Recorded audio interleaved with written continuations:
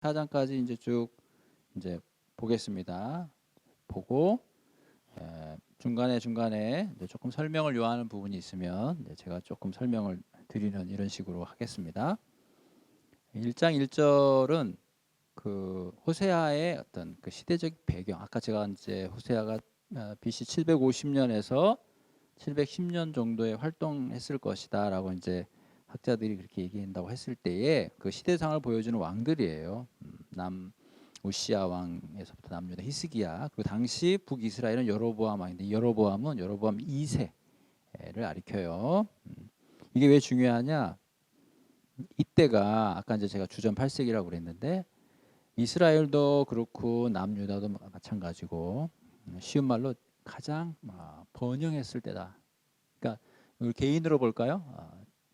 제일 잘 나갈 때, 모든 면에서 풍요롭고 모든 것이 넉넉할 때. 근데 아이러니하게도 그때 뭐예요? 하나님 볼 때는 선지자들을 보낼 수밖에 없는 그런 위기의 상황이었다. 참 어려운 것 같아요. 그렇다고 우리가 물론 예수님이 부자가 하늘나라 가는 것이, 하나님 나라 가는 것이 낙타가 바늘길을 통과하는 것보다 더 어렵다. 참 그 본문을 우리가 보면서 제자들도 참 당황해요. 그럼 누가 하나님 나라에 갈 수 있겠는가? 예나 지금이나 우리에게 주어진 이 연약함, 재물의 여유로움이 있으면 하나님에 대한 신뢰가 자꾸 사라지는, 지금 그걸 얘기하거든요. 어떻습니까? 그렇다고 우리가 늘 이렇게 가난을 추구해야 맞을까요? 참 그것 참 어려운 것 같아요. 하나님의 은혜로 우리가 설령 이제 부유함이 있다고 해도 그것이 나에게 오히려 더 하나님께로 가까이 갈 수 있는 계기가 될 수 있는 그런 은혜를 우리가 구하는 게 맞겠죠. 예. 그러나 우리가 조금 정신을 못 차리면 이렇게 된다 이거예요. 제가 아까도 말씀드렸지만 사람 누구나 다 이 죄성으로 인해서 그런 탐심이나 거기에 끌리게끔 돼 있다 이거죠. 그 시대적 배경을 얘기한다 이렇게 보면 되겠습니다. 자, 2절에 여호와께서 호세아에게 말을 하죠. 음란한 여자를 맞이하여 음란한 자식을 낳아라. 자, 왜요? 뭘 얘기합니까? 이게 이스라엘이 여호와를 떠나서 음란하다는 걸 알려주는 거예요. 자, 우리는 그 말에 집중하면 되겠습니다. 여호와를 떠나 크게 음란했다. 고멜이죠, 고멜. 그리고 이제 아들을 낳았습니다. 4절에 이름은 이스르엘.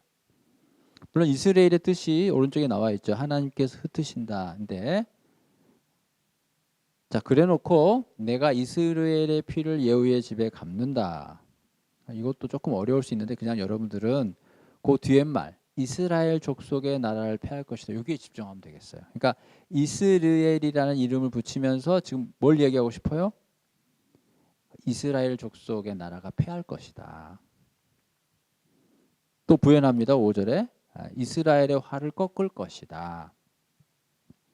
6절에 두 번째 딸을 낳아요. 이름은 로루하마. 그것은 긍휼히 여기지 않을 것이다. 용서하지 않을 것이다. 그다음 세 번째 아들을 낳아요. 8절에. 그리고 이름은 로암미. 9절이죠. 뜻은 너희는 내 백성이 아니다. 그 말은 고로 나는 너희의 하나님이 아니다. 라고 이제 어떻게 보면 세 자녀의 이름을 통해서 이스라엘에 대한 하나님의 심판이죠. 심판. 더 이상 긍휼히 여김을 받지 못하고 내 백성이 되지 않은 건 심판이죠. 그러니까 심판의 최종은 뭐예요? 하나님과의 쉬운 말 인연이 끊어지는 거예요. 그러니까 하나님과 이것은 우리가 옛날에 출애굽기에서 하나님께서 은혜로 베풀어 주셨던 너희는 내 백성이요 나는 너희의 하나님이 될 것이다라고 하는 하나님의 귀한 언약적인 선언이죠. 근데 그것이 뭐예요? 파기가 됐다는 거에 대한 상징이에요. 단순히 내 백성이 아니다 그 말이 아니라 그때 맺었던 하나님과의 그 관계가 이제는 깨어져 버렸다. 이게 얼마나 무섭고 두려운 심판이냐. 그걸 이제 우리가 잘 이해해야 되는 거죠. 단순히 내 백성이 아니다 이게 아니라 하나님께서 맺었던 그 관계가 이제는 다 사라지는구나. 그게 심판이구나. 여러분, 저와 여러분이 살다가 큰 질병에 걸리는 게 하나님의 심판이에요? 알 길이 없죠. 그러나 중요한 건 내가 하나님과의 교제를 제대로 하지 못하고 있으면 그건 진짜 심판일 수 있어요.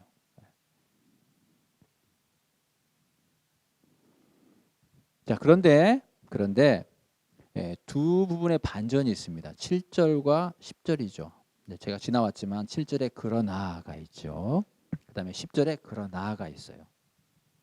그러면 7절의 내용은 갑자기 유다 족속을 긍휼히 여길 거라는 거예요. 좀 그렇죠. 그 앞에 6절에는 이스라엘 족속을 긍휼히 여기지 않겠다 했는데 7절에는 갑자기 유다 족속은 긍휼히 여긴다고요. 근데 우리가 나중에 보면 알겠지만 유다 족속도 심판받죠. 그럼 이 본문은 무엇을 얘기하는 것인가?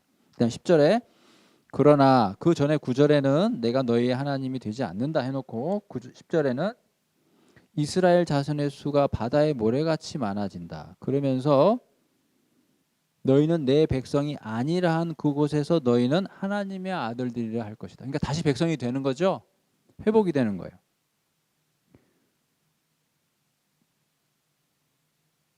그리고 11절에도 아까 이제 제가 설명드렸다시피 유다 자손과 이스라엘 자손이 함께 모여서 한 우두머리를 세우고 그 땅에서부터 올라온다. 출애굽의 이미지죠. 이건 좋은 거예요, 나쁜 거예요? 좋은 거죠. 그러면서 이스라엘의 날이 클 것이다. 자, 이 이스라엘이 4장의 이스라엘과 비교가 돼야 돼요. 4절에서 이스라엘은 이스라엘 족속의 나라를 폐할 것이라는 뜻이라고 했다면 여기 11절의 이스라엘은 구원의 의미죠. 반전이라는 거예요. 지금 잘 보십시오. 그리고 2장 1절에 너희 형제에게는 암미라 하고 너희 자매에게는 루아마라. 결국 앞에 이스라엘에 대한 부정적인 선언, 그 다음에 로암미가 지금 여기서 다 반전이 되죠. 그러니까 동일한 이스라엘이지만 의미가 달라지는 거고 루아마가 루아마가 되는 것이고 로암미가 암미가 되는 것이죠. 그러니까 1장에서도 지금 그들의 죄와 심판과 회복이 다 섞여 있다는 거예요. 그걸 발견할 수 있겠어요? 네. 그리고 1장이 끝난다는 겁니다. 그 다음에 2장 2절은 새롭게 논쟁으로 시작하죠. 논쟁. 제가 아까 설명했어요. 고소, 소송. 왜요? 2절 후반부에 그 얼굴에 음란이 있다는 거죠. 그 얼굴에. 그 다음에 그 유방 사이에 음행이 있다는 거죠. 그걸 다 제하라예요. 제하라. 만약 그렇지 않으면 3절에 하나님의 심판이 있다는 거죠. 광야같이 될 것이고 목말라 죽게 될 것이다. 그리고 4절에 그의 자녀를 긍휼히 여기지 않을 것이다. 왜 그래요? 5절에 그들의 어머니가 음행하였으니까 그렇죠. 부끄러운 일을 했다는 거죠. 그들의 음행, 그들의 부끄러움, 구체적으로 뭘까요? 그 다음에 나오죠. 그가 이르기를 나는 나를 사랑하는 자들을 따르겠다. 나를 사랑하는 자들이 누굴까요? 바알이죠. 그러니까 마치 이게 지금 이제 고멜의 고멜의 예를 들자면 다른 사람, 그러니까 자기 남편이 아닌 다른 정부를 쫓아가는 거지만 이스라엘로 빗대면 뭐예요? 하나님이 아닌 다른 신을 쫓아간다는 거예요. 우상을 얘기하는 거죠. 왜 따라갑니까? 이유는 그들은 누구냐면 우상들을 얘기해. 자기가 사랑하는 자들이 떡과 물과 양털과 삶과 기름과 술을 내게 준다 하였기 때문에. 뒤에 나오지만 양털과 삶 이것은 누가 주는 거예요?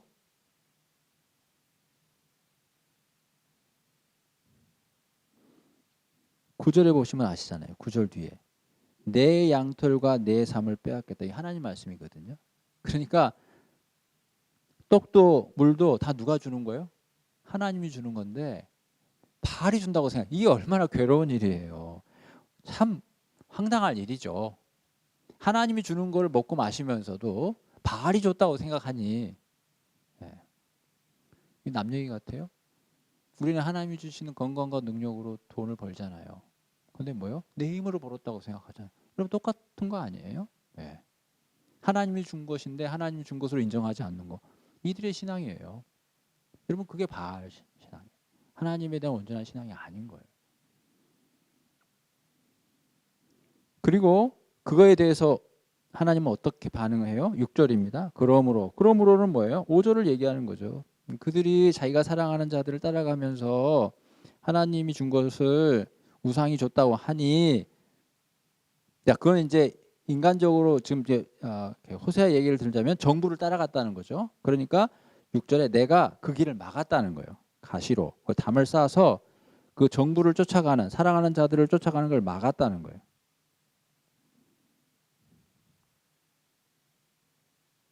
그러니까 7절에 그를 막으니까 못 갈 거 아니겠어요? 그러니까 그제야 그럼 내가 본 남편으로 돌아가야 되겠네. 이렇게 한다는 거죠. 그럼 이 돌아간다는 건 진정한 회개가 아닌 거죠. 진정한 남편 되는 하나님이 막으니 어쩔 수 없이 돌아서는 거죠. 그러면 8절에 곡식과 새 포도주와 기름은 내가 준 건데, 또 은과 금도 다 내가 준 건데 8절 후반부에 그들이 알지 못한다. 그러니까 하나님을 모르는 거죠. 나의 나된 것은 다 하나님의 은혜인데 모르는 거죠. 이게 여기로부터 우리의 불신앙과 문제가 다져요. 그래서 우리는 진짜 하나님을 잘 알아야 돼요. 전인격적으로. 여러분 그게 하나님께 영광 돌리는 겁니다. 우리의 삶의 본질, 우리가 추구해야 될 삶의 의미는 뭘까요? 우리가 이 세상에 살면서 발붙이고 살면서 먹고 마시고 일하고 돈 벌고 하지만 성도된 저와 여러분의 삶의 목표는 우리의 삶이 믿음으로 관철되어서 그것이 하나님 앞에 영광되게 하는 거. 그러니까 우리는 가난해도 믿음으로 살아야 되는 것이고 어떤 어려움에 처해도 우리는 끝까지 믿음으로 그것만이 우리 삶의 본질이에요. 본질. 성도의 삶의 본질은 의인은 믿음으로 살리라 이라니까요. 우리는 믿음으로 사는 거에만 우리의 삶의 모든 걸 다 거는 거예요. 어떤 순간이 와도 나는 믿음으로 살아야지. 내가 형편이 좋을 때나 나쁠 때나 기쁠 때나 슬플 때나 왜? 그게 인생이거든요. 인생에는 파도가 있어요. 공부할 때가 있고요. 기쁠 때가 있고. 저와 여러분이 너무나 잘 알아요. 기분이 업될 때도 있고요. 다운될 때도 있고요. 그게 다 사람인 거예요. 그게 문제가 되는 게. 그러나 성도는 뭐예요? 어떤 상황에서도 뭐예요?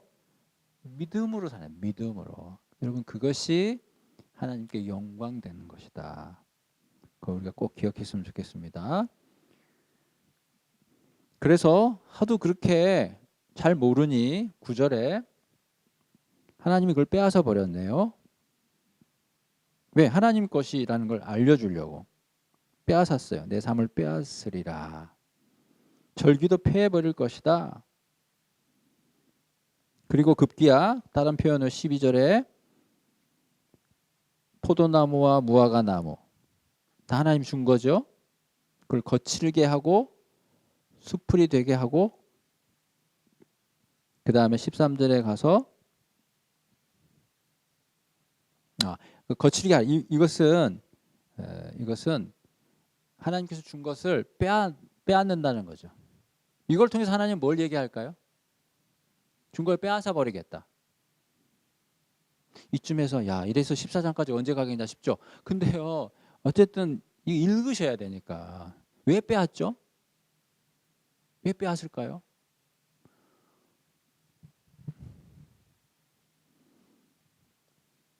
진짜 주인이 하나님이라는 걸 알려주는 거예요. 사람들은 죄인들은 다 바알이 줬다고 생각하잖아요 지금. 근데 제가 아까 바알 신앙 얘기했지만 바알이 있습니까? 없지요. 없어요. 신이 아니지요. 근데 사람들은 신이라고 생각한다니까요. 그러니까 하나님은 진짜 신이라면 자 엘리야가 얘기하자. 니네가 믿는 바알이 진짜 비를 내려준다면 한번 해봐라 이거예요. 비가 오나 안 오잖아요. 그러니까 바알은 비를 못 준다니까요. 비를 주시는 분은 하나님이에요. 근데 사람들은 하나님 주는 비를 보면서도 바알이 줬다고 생각한다. 그러니까 하나님은 내가 뺏어 보겠다. 그럼 니네들이 진짜 얘기한 바알한테 구해봐. 진짜 바알이 비를 줄 수 있나? 못 주지 않냐는 거예요. 그러니까 이 본문은 진짜 이 주인이 누구냐? 하나님이라는 걸 알려요. 그래서 하나님 뺏는 거예요. 그 다음에 13절에는 하나님께서 벌을 주시겠다. 아까 제가 읽었으니까. 여러분 살펴보면 알겠지만 4절부터 13절까지 반복되는 말은 나를 사랑하는 자들이란 말이 반복되고 있어요. 그러니까 우상이 지금 강조되고 있는 거죠. 제가 얘기 안 해도 사랑하는 자들이란 말이 반복된다는 거 눈에 보이시죠? 13절에도 그가 사랑하는 자. 자, 여기서도 한번 볼게요. 6절에 그러므로, 9절에 그러므로. 이 그러므로라고 하는 거의 앞에는 이스라엘 백성의 죄, 우상을 따라가는 그거에 대한 하나님의 반응은 뭐예요 지금? 반응. 제가 이렇게 물어볼게요. 그거에 대해 하나님께 지금 심판을 얘기합니까? 아니죠. 뭐해요? 하나님이 지금 노력하고 있죠. 어떻게 하려고?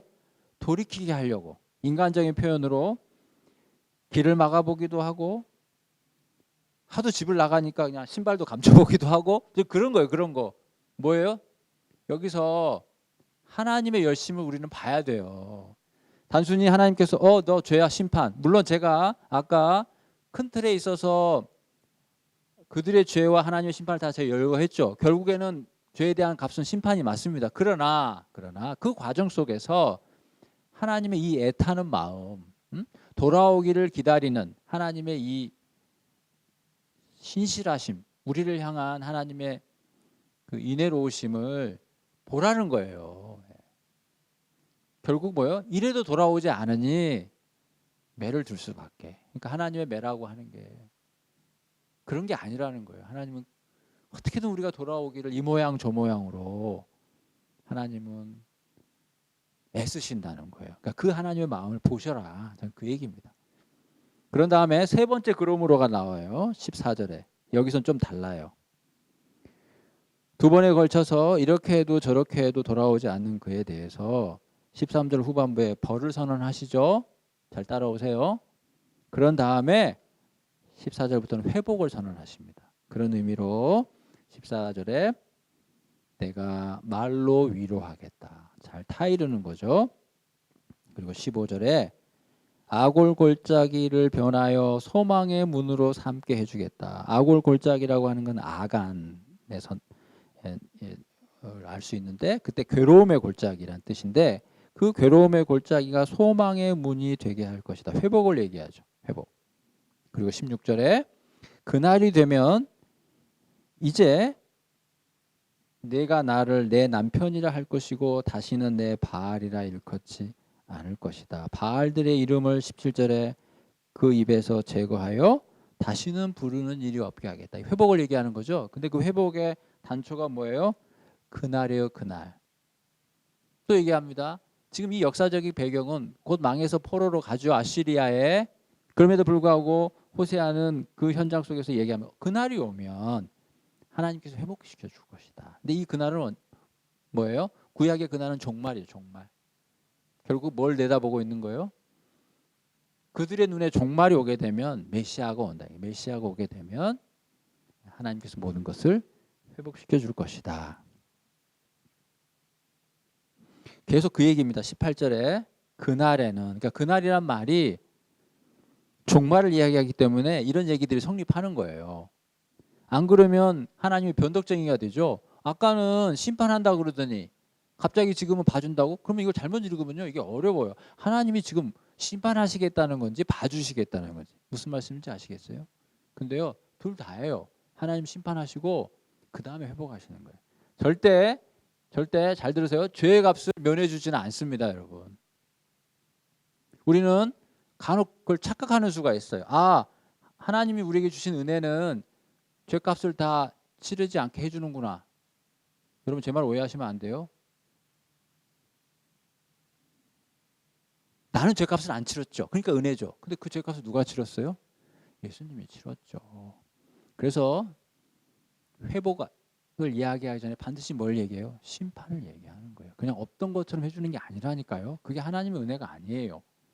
그래서 결국은 나라가 망했잖아요. 역사적으로. 그리고 포로로 끌려갔잖아요. 하나님이 사랑이 많으셔서 그걸 면하게 해주지 않았다니까요. 그리고 70년 바벨론 포로 생활을 하게 했잖아요. 그것이 결국 뭐예요? 회복을 향한 하나님의 의지입니다. 따라서 그 심판의 기간은 훈련의 기간이 돼야 되는 것이죠. 회개의 기간이 돼야 되는 것이죠. 자성의 기간이 돼야 되는 것이죠. 그것이 성도들이 하나님 앞에서 하나님의 징계를 받을 때에 바른 해석입니다. 하나님께서 번복하시는 것이 아니고 죄에 대해서는 하나님이 심판하십니다. 그러나 언젠가 그날이 오게 되면 하나님은 자기 백성을 반드시 회복시키신다. 그래서 18절에 언약을 맺으실 것이며 평안히 눕게 하리라. 전쟁도 없이 할 것이고, 그 다음에 19절에 너무나 중요한 말이에요. 내가 내게 장가 들겠다. 그래서 영원히 살 것이다. 근데 장가를 든단 말이 또 나와요. 마지막에 내게 장가 들며, 19절 후반부죠. 근데 뭘로 장가 들어요? 공의와 정의와, 진실하시면 그 다음이고, 자 19절에 장가 들겠대요. 영원히. 또 장가 들겠대요. 뭘로? 공의와 정의와 은총과 긍휼의 여김으로. 20절에 또 장가 들겠대요. 뭐로? 진실함으로. 여러분 3번 반복됐네요. 호세아서에는 이 3이라는 숫자가 자주 등장해요. 아까 제가 구조 3개 설명했죠. 회복의 메시지 3개 설명했죠. 소송에 대한 얘기 3개 설명했죠. 자녀들도 셋 낳았네요. 네. 장가들도 3번 들어요. 반복이죠. 그런데 장가들 때 공의와 정의와 은총과 긍휼이 여기심. 자, 공의와 정의는 하나님의 선하심이에요. 은총과 긍휼이 여기심은 하나님의 인자하심이에요. 자, 선하심과 인자하심 얘기했네요. 뭐가 떠올라야 할까요? 시편 23편. 여호와는 목자시니 내게 부족함이 없으리라. 맨 끝에 뭐예요? 그의 선하심과 인자하심이 반드시 나와 함께 할 것이다. 주의 선하심과 내 평생의 주의 선하심과 인자하심이 반드시 함께 할 것이다. 선하심과 인자하심 19절이죠. 그럼 진실하심은 뭘까요? 그 선하심과 인자하심이 반드시 임한다는 거예요. 놀랍죠? 시편 23편의 마지막 그 말씀이 그대로 여기에 반영되어 있네요. 선하심과 인자하심이 영원토록 함께한다. 그런 의미에서 장가듦. 부부 관계죠. 장가 들겠다. 영원히 그 관계가 유지되겠다는 거죠. 그런데 왜 그렇게 하겠다는 걸까요? 이렇게 영원히 장가드는 목적이 뭘까요? 그것은 20절 후반부예요. 여호와를 알게 하는 데 목적이 있어요. 자, 이게 중요합니다. 여호와를 아는 게, 우리로 하여금 여호와를 알게 하기 위해서 하나님께서 우리와 언약을 맺으시는 거예요. 하나님께서 우리에게 자녀라 칭하시고 우리를 부르시고 하는 건 또 얘기합니다. 바알이 요구하는 것처럼 그런 걸 주고자 함이 아니에요. 하나님의 뜻은 거기에 있지 않습니다. 우리가 그걸 자꾸 잘못 원하는데 하나님께서 원하시는 건 우리가 하나님을 아는 데 목적이 있어요. 따라서 우리도 거기에 초점을 맞춰야죠. 내가 하나님을 믿는 이 여호와 신앙의 본질은 하나님을 아는 데 있어요. 근데 이 하나님을 안다는 건 어떤 것이다? 삶이 바뀌는 것이다. 삶이 바뀌는 것이다. 21절에 또 그날이라는 말이 나와요. 그날에는 내가 응답할 것이고 하늘은 땅에, 땅은 곡식과 포도주에, 그리고 이스라엘에 응답할 것이다. 그러면서 23절에 내가 나를 위하여 그를 이 땅에 심고, 잘 보세요. 긍휼히 여김을 받지 못한 자를 긍휼히 여기고 내 백성이 아니었다고 했던 자를 내 백성이라. 자, 보세요. 뭐가 또 반복이 되죠? 이스라엘, 루함마가 되고 암미가 되고 이스라엘의 큰 날이 된다면 또 반복이 되죠. 근데 여기서 잘 보세요. 긍휼히 여긴다는 말은 루함마. 내 백성이 아닌 건 루함미. 근데 이스라엘이 없네요, 여기에.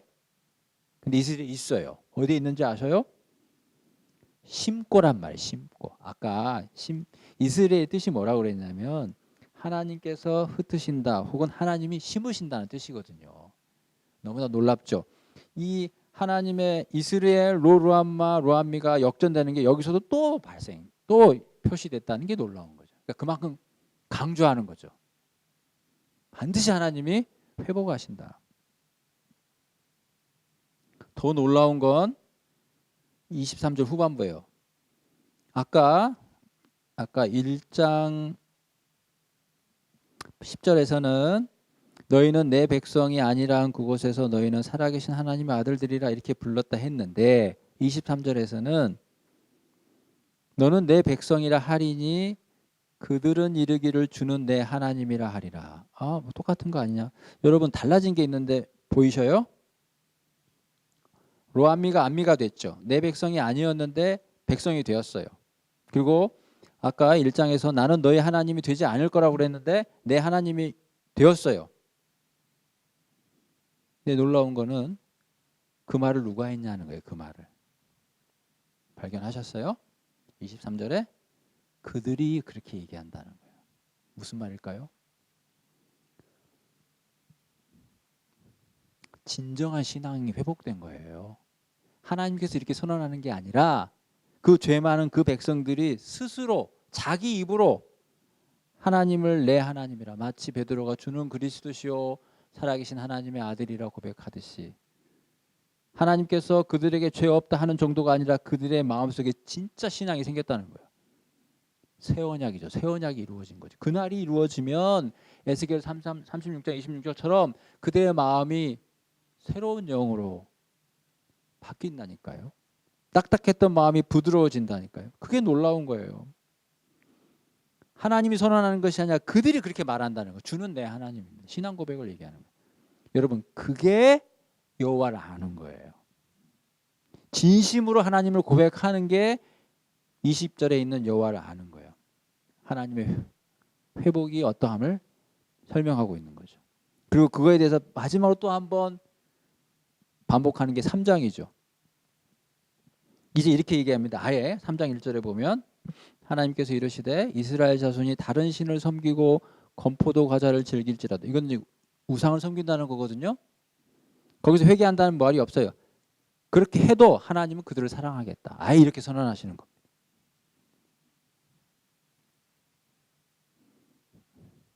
그래서 5절에 그 후에 이스라엘 자손이 돌아온대요. 그래서 찾습니다. 하나님과 다윗 왕을. 그리고 여호와를 경외해요. 자, 아까 23절 후반부에 그들 스스로 말하기를 주는 내 하나님이라, 신앙의 회복이라고 그랬죠. 그 회복이 더 자세하게 설명되는 것이 그들이 돌아온다는 거예요. 하나님 돌아오라가 아니라 그날이 되면 그들이 돌아온다는 거예요. 실제로.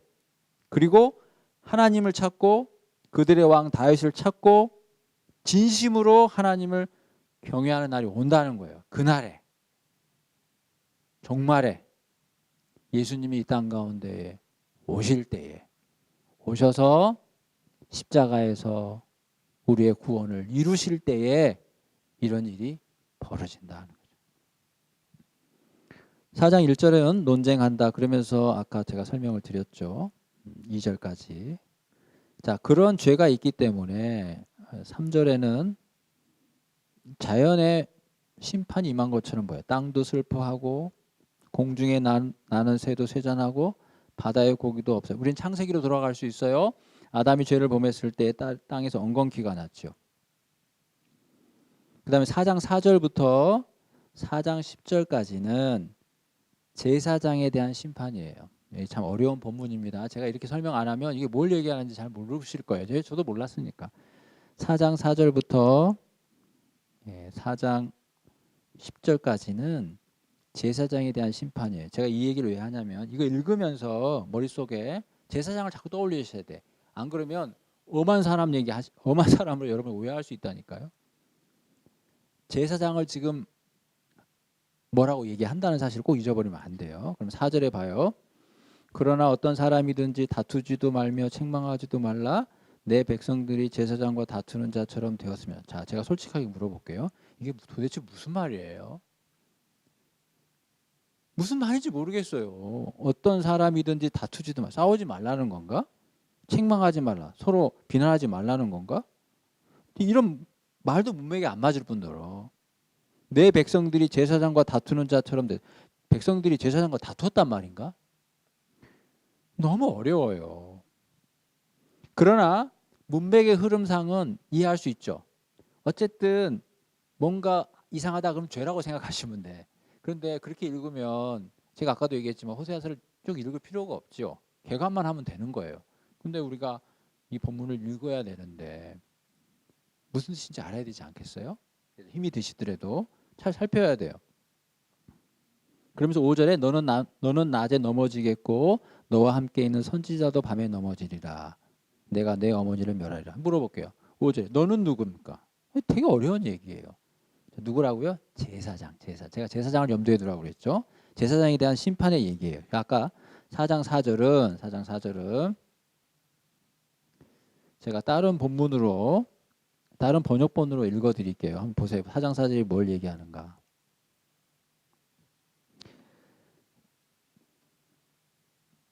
제가 새 번역으로 한번 읽어드릴게요.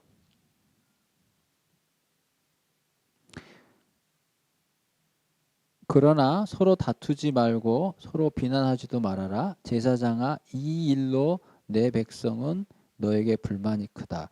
이 새 번역도 조금 읽어보니까 그렇게 썩 이해가 되는 것 같지는 않네요. 제가 공동 번역 한번 읽어볼게요. 4장 4절. 그렇다고 서로 탓하지는 마라. 서로 따지지도 마라. 사제야, 제사장이죠. 내 백성이 다 너희와 같은 꼴이 되었구나. 아까 백성들이 제사장과 다투는 건 아니네요.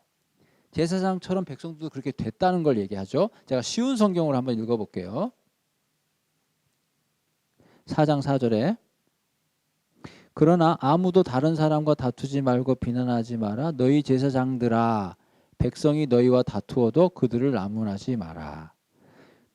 백성들이 제사장을 뭐라고 그래도 나무라지 말고 제사장이 지금 잘못하고 있다는 거죠. 다른 말로 제사장을 고발하고 있는 내용이에요. 이 본문은. 근데 9절 보세요. 이거는 결론적인 얘기지만 백성이나 제사장이나 동일함이라. 결국 이제 뭘 얘기할까요? 백성은 타락해도 제사장은 타락하면 안 되죠. 그 얘기예요. 근데 제사장도 뭔가 하나님 앞에 잘못했다. 이게 지금 이 본문의 핵심이거든요. 그래서 그 6절에 그 위에 제목 보세요. 여호와께서 백성과 제사장을 심판하신다. 그런 틀에서 6절을 보세요. 내 백성이 지식이 없으므로 망하는도다.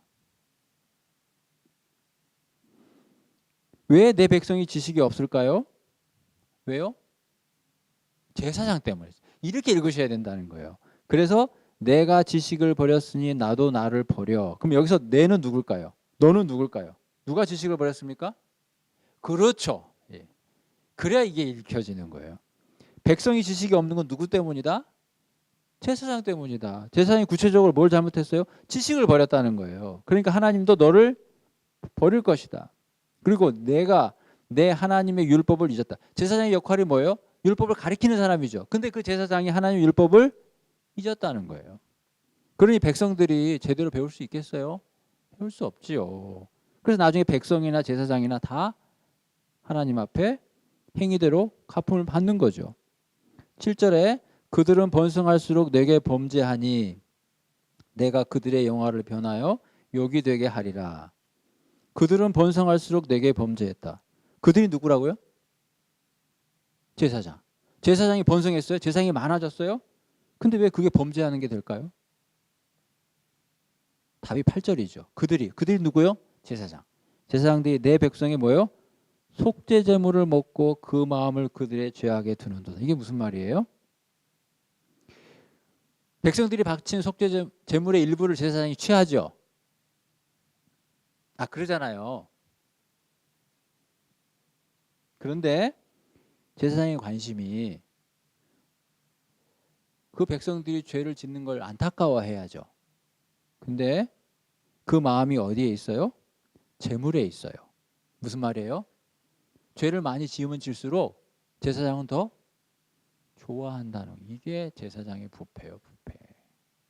제사장들의 역할은 그 백성들이 하나님 앞에 죄를 짓지 않게 하는 거죠. 근데 그들이 죄를 많이 지니 제사를 많이 지내게 되고, 제사를 많이 지내게 되니 속죄 제물이 많네. 제사 입장에서는 자꾸 뭐가 들어오네. 그래서 나중에는 그 제물에 관심을 많이 갖는, 그것이 제사장의 부패예요, 부패. 자, 11절부터는 이스라엘 백성들의 이교 예배입니다. 자, 음행과 묵은 포도주와 새 포도주가 마음을 빼앗다. 자, 얘기했습니다. 바알신앙 얘기했죠. 그들의 관심은, 바알신앙이 이스라엘 백성들에게 매력적인 건 첫째 음행이죠. 음행. 그 신전에서의 음행이 합법화되는 거거든요. 바알신앙에서는. 또 하나, 묵은 포도주와 새 포도주란 말은 풍요를 얘기하는 거예요. 그러니까 음행과 풍요, 그러니까 그들의 마음을 빼앗는 거죠. 그래서 12절부터 14절까지 그에 대한 내용을 설명해요. 12절에 백성이 내 나무에게 묻고 막대기는 그들에게 고한다. 음행이죠. 13절에 산꼭대기에서 제사를 드린다. 음행이죠. 참나무와 버드나무와 상수리나무에서 분향을 해요. 그게 다 음행이에요. 그래서 곳곳에 음행이란 말이 너무나 많이 나와요. 12절에도 음행, 13절에도 음행, 너희 며느리는 간음, 14절에 너희 딸들이 음행, 며느리들이 간음. 그들을 벌할 것도 없는 것이 14절 후반부에 남자들 똑같으니까. 그러면서 14절 후반부에 깨닫지 못하는 백성은 망하리라. 예, 잠언의 성격이죠. 사실 이 잠언의 성격이 두 가지가 있어요. 첫째 11절에 그것이 마음을 빼앗았다. 14절에 깨닫지 못했다. 자, 이걸 이어볼까요? 음행과 풍요가 마음을 빼앗는다는 사실을 깨닫지 못하면 망해요. 이렇게 이을 수가 있어요.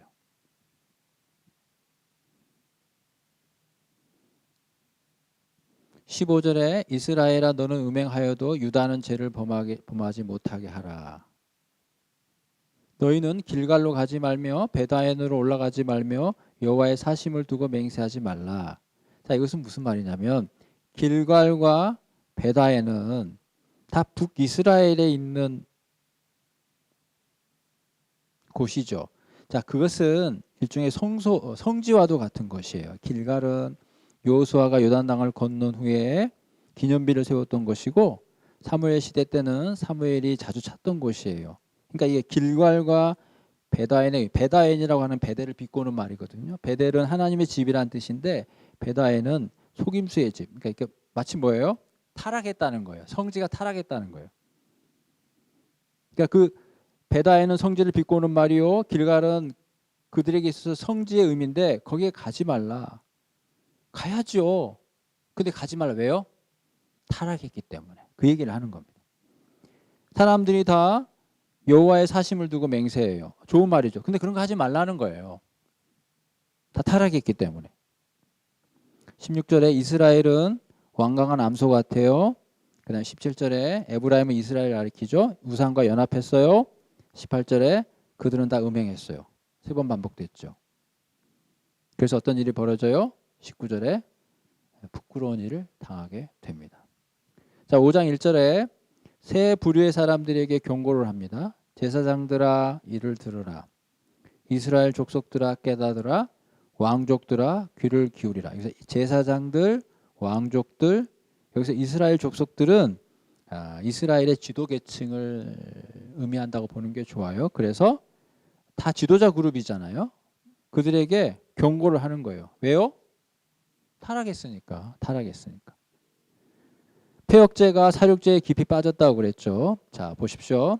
아까 4장에서 제사장들이 지도자로서 백성들을 잘 이끌어야 함에도 그렇게 하지 못했죠. 자, 그 표현을 5장 1절 후반부에 제사장들을 들먹이면서, 물론 왕족도 들먹였지만, 그들이 미스바에 대해 올무다 다볼 위에 친 그물이다, 이런 표현이 있죠. 자, 그건 무슨 뜻이냐면, 자, 그물과 올무, 좋은 의미예요, 나쁜 의미예요? 나쁜 의미죠. 무슨 말이냐면 지도자들이 백성들을 잘못 지도한다는 거예요. 그러니까 지도자들이 백성들이 잘못되려고 하는 것을 막아줘야 됨에도 불구하고 오히려 백성들이 잘못되도록 마치 함정을 파는 것처럼, 그물을 치는 것처럼, 올무가 되는 것처럼 지도자가 오히려 그런 역할을 하게 됐다는 것에 대한 설명이에요. 잘 이해하셨습니까? 예. 그래서 아까 패역자가 살육죄에 빠졌다는 이 표현도 가능하지만 제가 아까 이 히브리 본문이 어렵다고 그랬죠. 어떻게도 해석이 되냐면 시딤에 파놓은 함정이라는 말로도 번역이 돼요. 참 어렵죠. 전혀 관계없는데 그렇게도 해석이 된다는 거예요. 근데 왜 그렇게 얘기하냐면 그래야 3이라는 숫자가 되니까. 그 지도자들은 첫째는 미스바의 올무요, 둘째는 다볼산의 그물이요, 셋째는 시딤에 파놓은 함정이다. 이렇게 해석해야 맞다. 이렇게 설명하게 돼요. 뭐 나쁘지는 않아요. 그러나 이 본문 그대로 패역자가 살육죄에 깊이 빠졌다 이런 말도 주는 메시지가 똑같기 때문에 그대로 읽으셔도 됩니다. 결국 그들이 지도자들이 그렇게 하나님 앞에 범죄하니까 3절에 에브라임은 내가 알고 이스라엘은 내게 숨기지 못하는데 에브라임아 이제 내가 음행하였고 이스라엘이 더러워졌다. 그들의 행위가 4절에 하나님께로 돌아오지 못하게 한다. 왜요? 음란한 마음이 그 속에 있다 이거지. 여기서 음란한 마음이라는 건 뭐예요? 아까 얘기했잖아요. 바알 신앙, 재물에 대한 욕심, 그런 마음이 가득 차니 돌아오겠냐 이거예요. 왜 그들은 그런 음란한 마음이 그 속에 있어서 돌아오지 못해요? 또 얘기하면 여호와를 알지 못하는 까닭이다. 이 딱딱한 얘기 같아도요. 그래도 다 이 논리가 있습니다. 논리가 있어요. 5절에 그들에게는 교만이 있습니다. 그 얼굴에 가득해요. 그 교만 때문에 넘어지게 될 겁니다. 유다도 마찬가지. 6절입니다. 그들이 양떼와 소떼를 끌고 여호와를 찾으러 갈지라도 만나지 못할 것은 이미 그들에게서 떠나셨습니다. 자, 제가 아까 바알 신앙 얘기했죠. 이렇게 그들이 하나님 앞에 범죄했어요. 하나님이 선언했습니다. 3절에 에브라임아 네가 음행하였다. 이스라엘아 내가 더러워졌다. 그리고 그들의 행위가 이제 하나님께로 돌아오지 못하게 한다. 근데 말이죠. 그들은 양떼와 소떼를 끌고 하나님을 찾으러 가네요. 여러분 이걸 잘 발견하셔야 돼요. 이게 보통 같으면 하나님 찾으러 오지 말아야죠. 이렇게 하나님 앞에 배역되는 삶을 살았으니. 근데도 다행이라고 얘기해야 되나요? 아이러니하게도 그들은 양떼를 끌고 소떼를 끌고 하나님을 찾으러 가요. 왜요? 예배하러 가는 거잖아요. 예배하러. 하나님을 만나러 간다고 하잖아요. 그들은 진심으로 하나님을 만나러 간다니까요. 지금. 그들의 삶은 하나님 앞에 음행이요. 음란인데 교만인데 그들은 진지해. 내가 이 양떼를 끌고 나 하나님 만나러 가야지. 근데 뭐라고 그래요? 하나님 없다 이 말. 하나님 없다. 이미 그들에게 떠나셨어요. 7절은 그들이 여호와께 정조를 지키지 않아요. 그냥 사생활을 낳았죠. 그러므로 세 달이 그들과 그 위협을 함께 삼키리로다. 심판을 설명하는 거죠. 세 달이 그들과 그 기업을 함께 삼킨다. 세 달이란 말이 조금 어려울 거예요. 가뭄 혹은 이방인 이렇게 표현해도 됩니다. 그러니까 가뭄이 그들과 그 기업을 함께 삼킬 것이다. 오른쪽에 세 달 보세요. 5장 7절. 본래는 이스라엘 회중이 매달 첫날에 하나님께 특별한 제사를 드리고 축제를 거행했던 월삭을 의미하지만 여기서는 뭐예요? 심판이 시작되는 달을 상징한다. 그래도 이렇게 읽으면 도움이 되죠. 안 그러면 세 달이 그들과 그 기업을 삼킨다?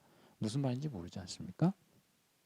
그 다음에 8절부터 15절까지 특별히 14절까지는 그 위에 나와 있듯이 전쟁 얘기입니다.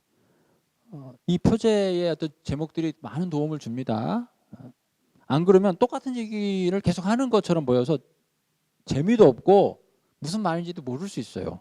근데 다른 얘기를 지금 하고 있다는 걸 아셔야 됩니다. 그래야 좀 더 입체적으로 다가오죠. 자, 유다와 이스라엘 사이의 전쟁 얘기입니다. 역사적으로 유다와 이스라엘이 전쟁을 벌인 적이 있었거든요. 그거에 대해서 이야기를 해요.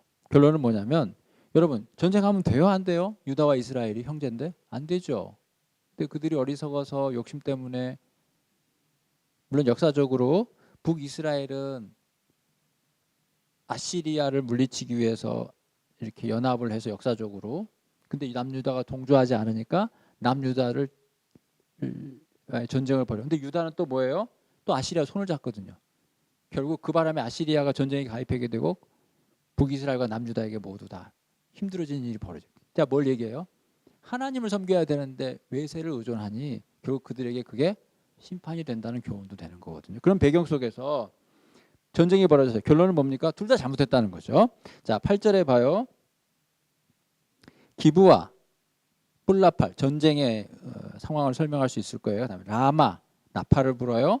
베다웬에서 외치기를 베냐민아 내 뒤를 쫓는다 할지니라.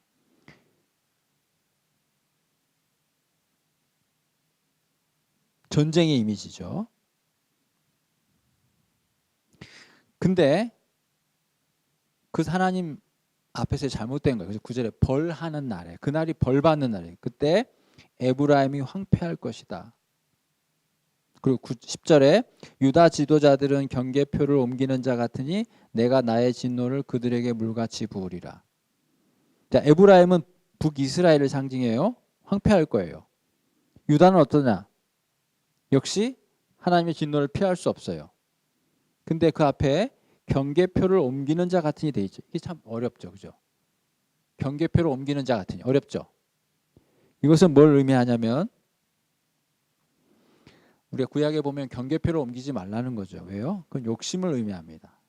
결국 남유다도 욕심을 부렸다는 거죠. 그거에 대해서 하나님께서 심판을 선언하시는 거예요. 또 얘기합니다. 11절 에브라임은 북이스라엘이죠. 사람의 명령 뒤따르기를 좋아했다. 그래서 그들에게 학대와 재판의 압제, 불의와 불법이 성행했다는 거죠. 자, 그거에 대해서 하나님께서 심판하시기를 12절에 그러므로 내가 에브라임에게는 좀 같고 유다 족속에게는 썩이 있는 것 같다. 둘 다를 의미하는 심판이죠. 더 나아가서 13절에 보게 되면 에브라임이 자기 병을 깨닫고 유다가 자기의 상처를 깨달았어도 하나님을 의지하는 것이 아니라 에브라임은 아수르로 가서 야레방을 의지해요. 그러나 그들이 도움이 되겠어요? 그들이 능히 너희를 고치지 못하고 상처를 낫게 하지 못하겠죠. 14절에 하나님이 에브라임에게는 사자 같고 유다 족속에게는 젊은 사자 같으니 하나님의 심판이죠. 바로 내가 움켜갈 것이라. 하나님의 심판을 누가 맡겠습니까? 내가 탈취하여 갈지라도 건져낼 자가 없으리라. 유다와 이스라엘 사이의 전쟁에 대한 하나님의 심판이죠. 15절에 그들이 그 죄를 뉘우치고 내 얼굴을 구하기까지 뭐 그럴 날이 오겠습니까? 많은서도 어쨌든 말인즉슨 하나님은 하나님의 곳으로 돌아가려. 그러니까 아까 6절에 그들이 하나님을 만나자고 해도 못 만난다. 왜? 하나님이 그들을 떠났다는 거예요. 그들이 죄를 뉘우치고 진심으로 하나님의 얼굴을 구하지 않는다면 하나님을 만날 수 없다는 거죠. 그리고 15절 후반 왜? 그들이 고난을 받을 때 나를 간절히 구하리라. 그들이 고난 속에 있을 때 하나님을 간절히 구한다. 이 간절히 구한다는 게 어떤 의미일까? 자, 그게 바로 6장부터 나타나는데 조금만 쉬었다가 하겠습니다. 5분만 쉬겠습니다.